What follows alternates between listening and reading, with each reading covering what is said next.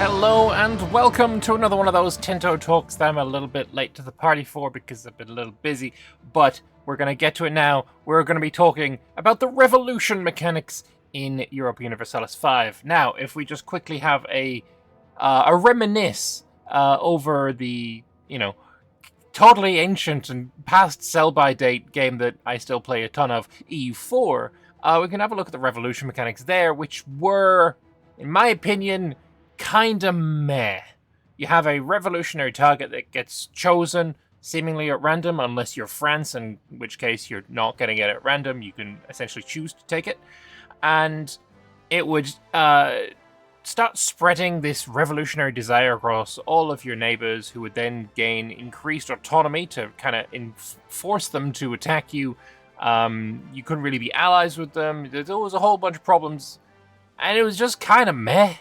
I didn't enjoy it. I think it was a case of the revolutionary target becomes very, very powerful. They get a lot of bonuses, things like discipline and such. And I don't know. I didn't enjoy it. So I'm looking forward to seeing what we're going to be getting in EU5's Revolution. I have not played through it yet. So this is going to be fresh for me as well.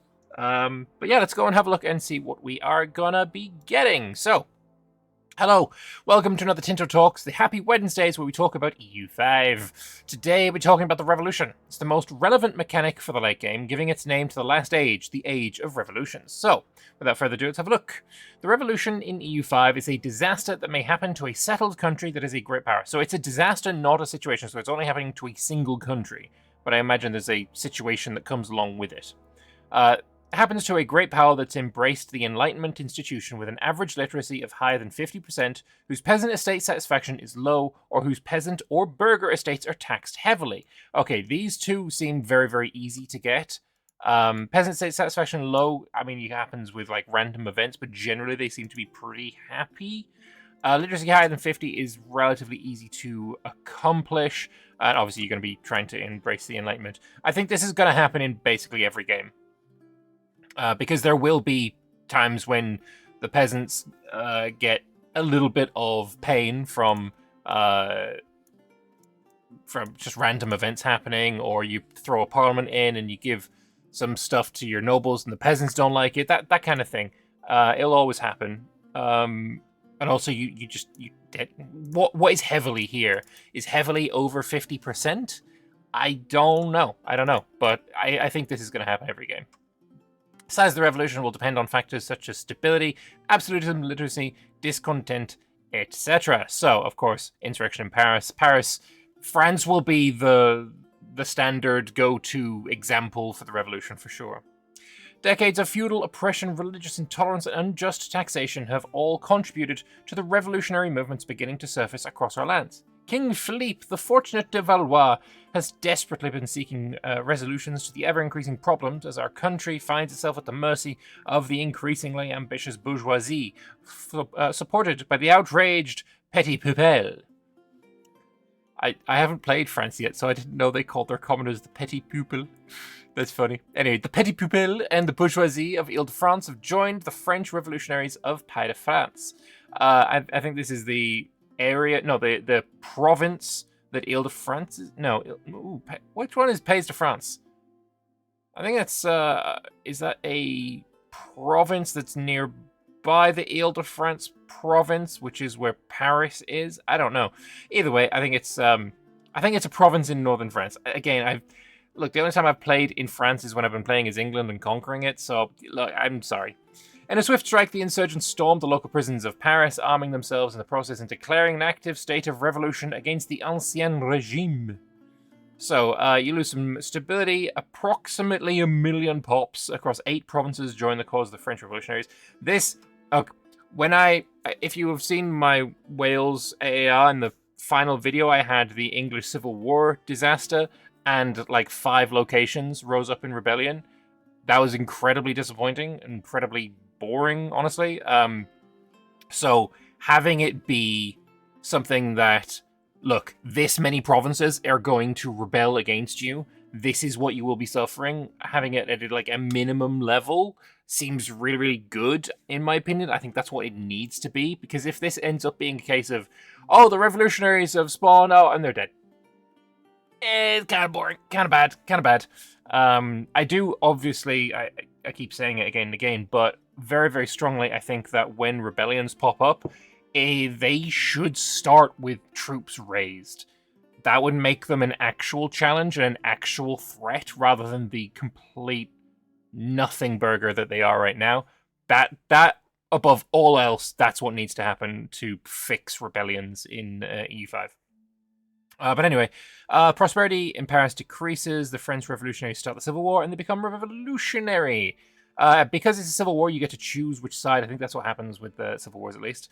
So, revolution is a unique transformation of the society of a country during the Age of Revolutions. States which go through the revolution and fail to defend their absolute state might become revolutionary, granting them access to powerful actions, reforms, and laws at the cost of becoming a potential target of non-revolutionary states. So he's triggering all the content from 3037 game, which is obviously some stuff may break. That makes sense. A follow-up event will allow you to either continue playing with your current regime or to become the revolutionary country in the subsequent civil war. After the storm and fall of Paris, the French revolutionaries have declared a civil war against King Philippe and the kingdom as a whole. The French revolutionaries might be nothing but a provisional assembly, but its very presence is a very real threat to the Kingdom of France. If not dealt with swiftly, our entire state might collapse. So you lose. Wait, if you choose to swap over as the French revolutionaries, you lose 50 legitimacy. Is this the revolutionaries are losing the stability? Sorry, the legitimacy, or is it the France?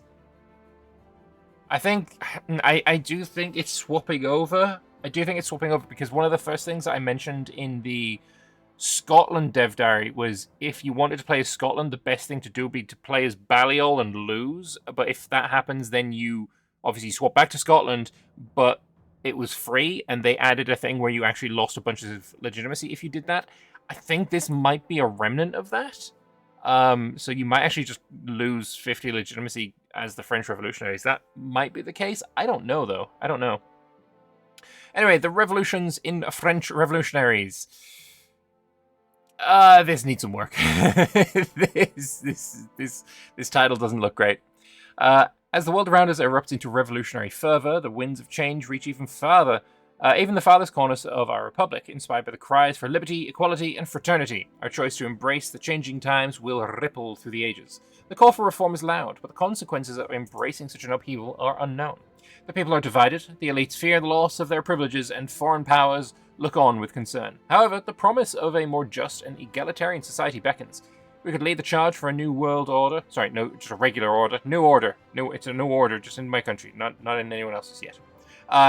Despite perilous challenges from all sides. So you gain 25% manpower. That's not bad at all. 25% morale is insane, though. Maximum war exhaustion goes down by 5, which is quite nice. But that's as long as you remain revolutionary. That's a huge buff. That is a huge buff. If you continue playing as the revolutionaries, you'll fight and win a civil war to succeed, while if you keep playing as the regular country, you'll have this disaster ongoing.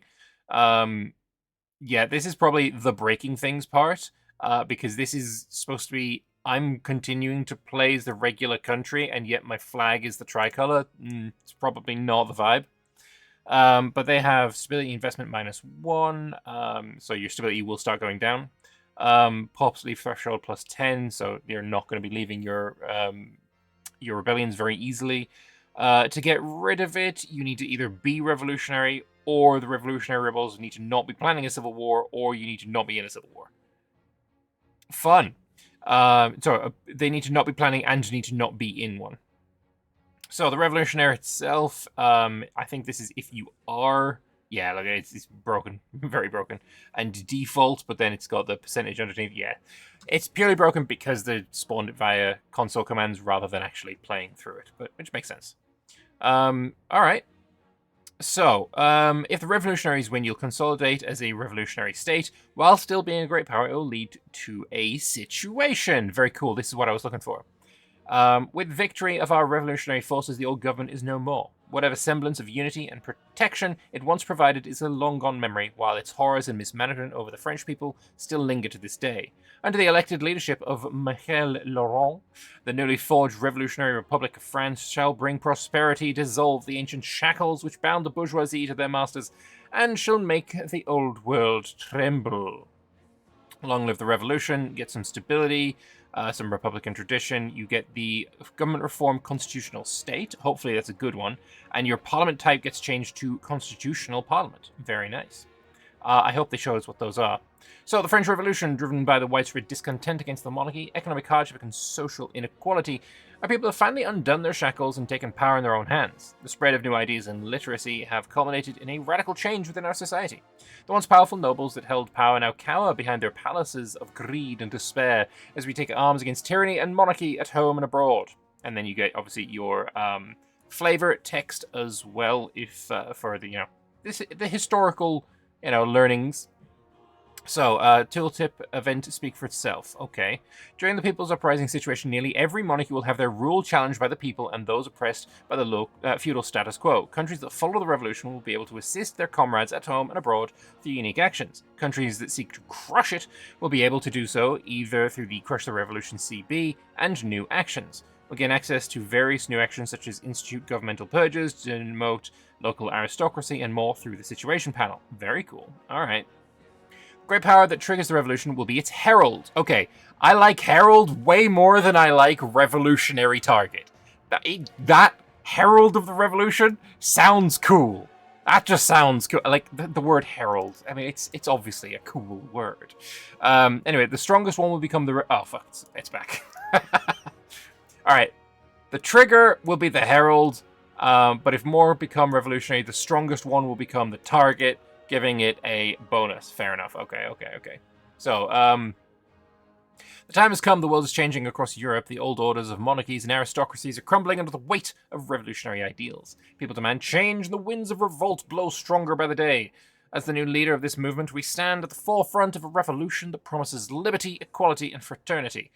The people rally to our banner, inspired by the idea of a world unbound by tradition and privilege. Yet with great power comes great responsibility. Thanks, Uncle Ben.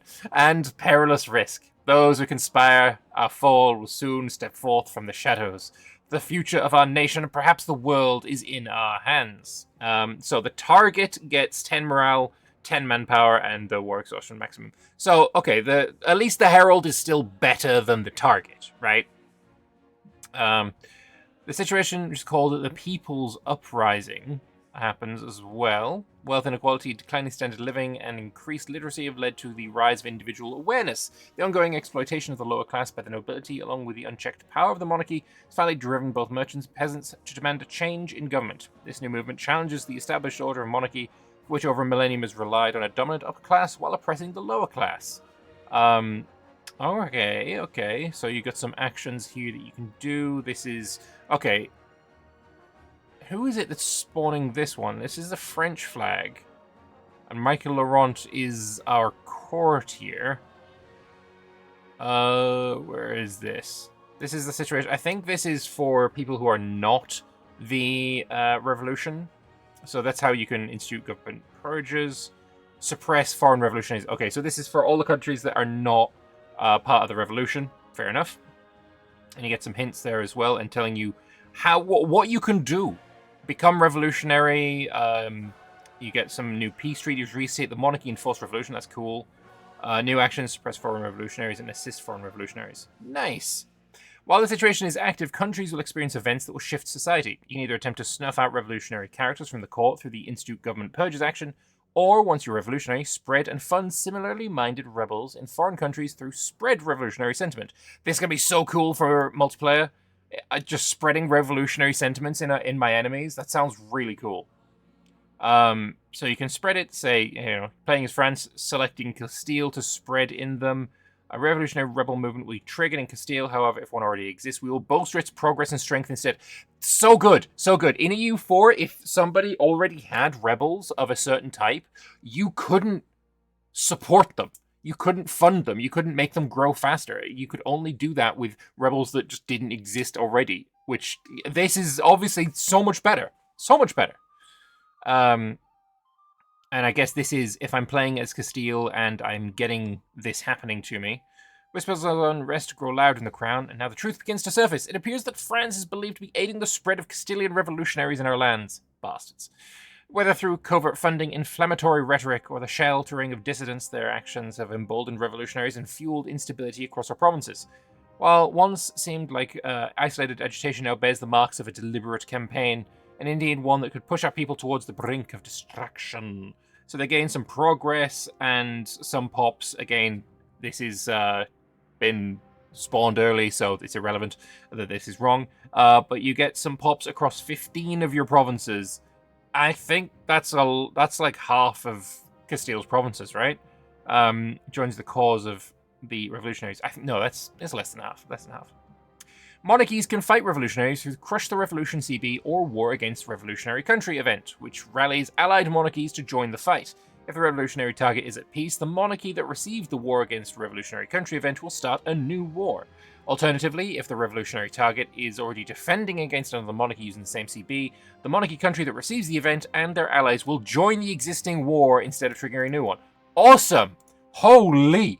You get such buffs for being the revolutionary, but this just seems so organic in the way that it forms the coalitions against them. I love it. That's fantastic.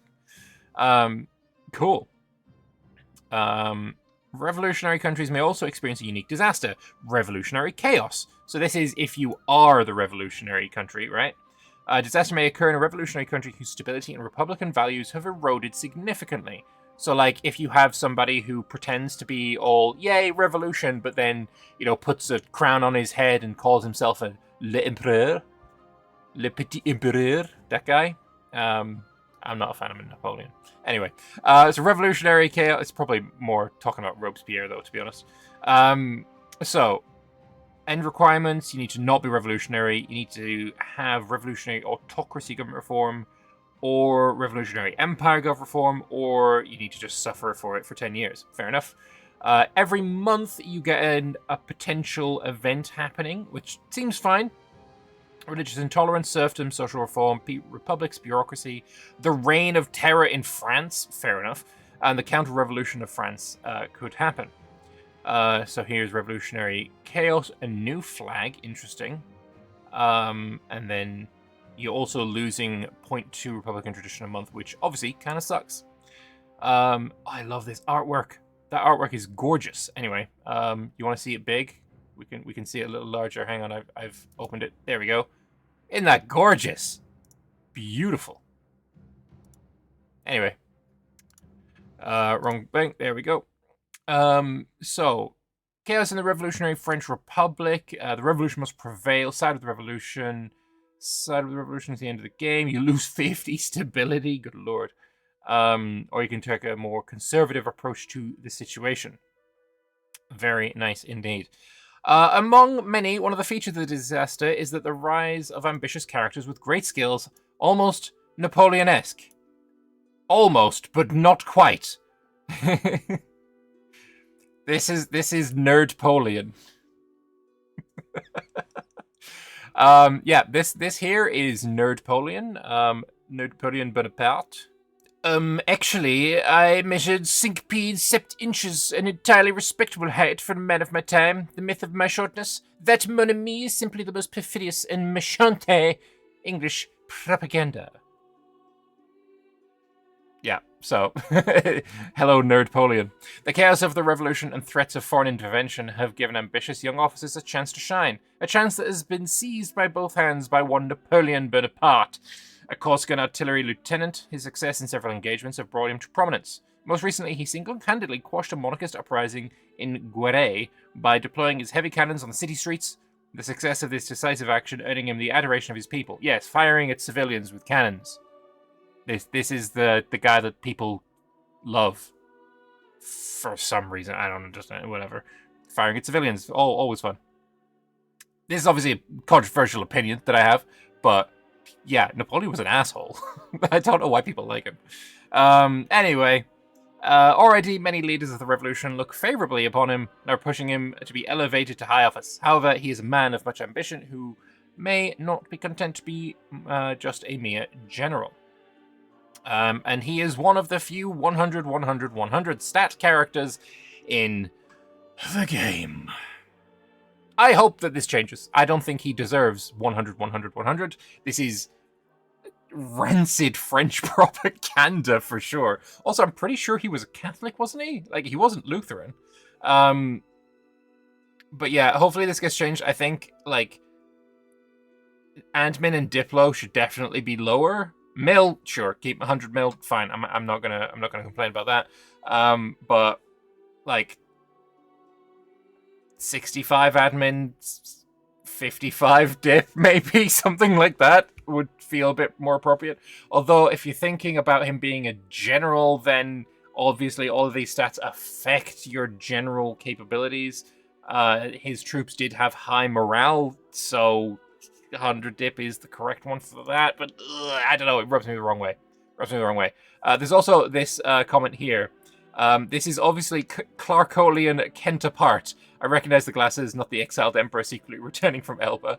I hope that doesn't get added, but that would be funny. For sure. Anyway, Clarkolian Clark apart.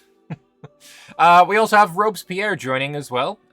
Not everyone is happy with the course the revolution has taken. Reactionaries are everywhere, ever seeking an opportunity to bring the Republic to fall. This has brought the militantly radical faction led by a certain Maximilien Robespierre to power in the National Assembly. They are agitating for a campaign to root out the enemy within through mass arrests of thought-to-be royalist sympathizers and the liberal application of Madame Guillotine. Every country that is not France will have a slim chance to spawn characters inspired by Napoleon Robespierre, etc. during the disaster, but Napoleon Robespierre will be specifically for France, which I think makes a lot of sense.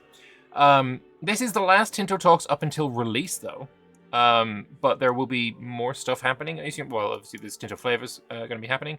Next Wednesday, though, we're getting UI and UX.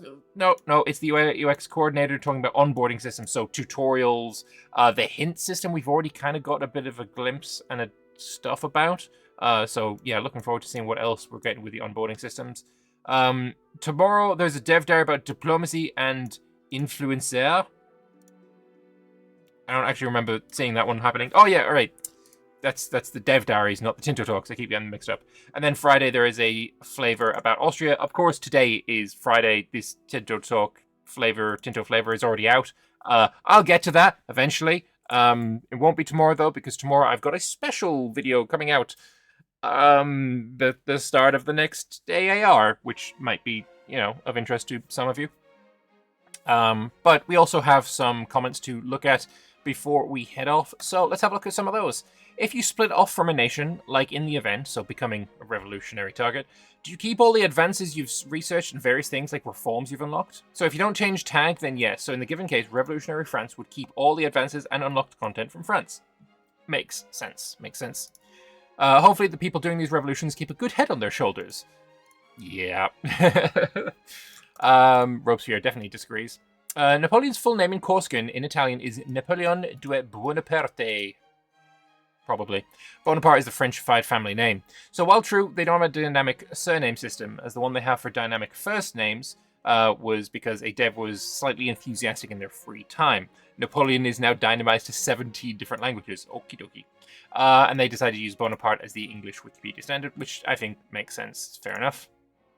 What would the government reform be after a one revolution? So you keep your government reform, and a new one will be unlocked and established called the constitutional state. Throughout the disaster, you can go through the equivalent of the Great Terror and become an autocracy, and later on there are paths to become or restore a monarchy once again. Very nice. Is Napoleon's stats as a character console generated? Like, there's no way they randomly generated a 100, 100, 100. Or will it always be 100? I do disagree. I think you absolutely should be disagreeing. For the moment, and hopefully the moment is past already, he's the one and only 100 character in the game. No, please. In playtesting, how often did the revolution fire for a player who was not trying to intentionally introduce it? So it's definitely triggerable, although it's difficult to talk about percentages. In most games, it spreads from AI countries. Fair enough. Revolution regularly triggers to AI. For instance, he just checked with one of the QA analysts, and in the last night test, it triggered 5 times out of 5. So that's really good to see. That's really, really good to see. How far does the situation reach, meaning who will participate? So it can trigger not only in any great power, but also in any country whose capital is on the same subcontinent as that of the revolutionary country. So I guess, does that technically mean it could also fire in Ming China? Maybe? I don't know. I don't know. I'm not sure. There's that artwork again, which is gorgeous and probably will be on the thumbnail. Does the monarchy countries, or at least the monarchy great powers, also get a lot of antagonism against the revolutionary target? Yes, they do. They should. And here's a great bit of Twitterness. Asking Eduard Habsburg, a current living descendant of the Habsburgs. I guess you're not a big fan of the French Revolution. You might guess right. Yeah, he's great. He's great fun to follow on Twitter, so I recommend that. What would happen if the king wins instead of the revolutionaries? GG revolution. But then the revolution disaster may trigger in another GP, thus making it possible for the situation to trigger even. The revolution disaster may trigger again if at least 20 years have passed since the first time. So it won't last forever, but it will probably fire at some point. And then finally, besides the flare of events, is it my understanding that the revolutionary disaster is just a normal civil war? No, it's a civil war that opens up the situation, the revolutionary mechanics and content are there. Does the game simulate the conflicting views of the revolutionaries? That happens during the revolutionary chaos disaster. So, very cool stuff indeed. And I'm going to go back to this picture because it's fun. Yeah, I have a lot of disappointment in my Wales game that I didn't manage to experience this because this sounds a lot of fun. It does sound like a lot of fun. I went very heavy into crown power and absolutism, so I imagine I would be in danger of falling to the revolution. Either that or I would hold on to power and try and crush the revolution. That would have been fun. But I'm definitely hoping that I will be able to experience this, and especially looking forward to trying to experience it in multiplayer. It just sounds like a lot of fun there. But anyway, thank you very much for watching. Hope you guys enjoyed this episode of the Talkness. Again, I'll have a video either tomorrow or the next day, the first of the AARs, which is also going to be something with a little bit of a twist. So I hope you're going to be enjoying that. Subscribe if you haven't already. In the pinned comment, there's a link to pre-purchase EU5. Also, yeah, on the 31st of October, I'm going to be able to start making content where you can actually look at the game. So that's going to be cool. But yeah, until then, toodaloo. Bye-bye. Have fun.